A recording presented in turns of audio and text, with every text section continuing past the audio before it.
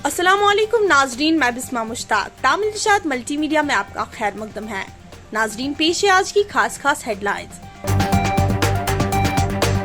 उबुरालूद मौसम के बीच वादी और जम्मू के कुछ इलाकों में बारिशें। ताज़ा पसिया गिराने के बाद श्रीनगर जम्मू शहरा बंद। खानिया श्रीनगर में आग की होलनाक वारदात, 4 रिहायशी मकान खाकिस्तर, मैरिज हॉल और दारुल उलूम को भी नुकसान।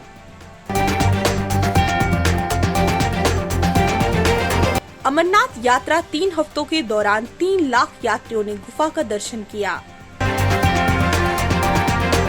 3 रोज से लापता सोवरा का शहरी हाजन से बाजियाब। मुल्क में कोरोना के केसेस में इजाफा जारी है।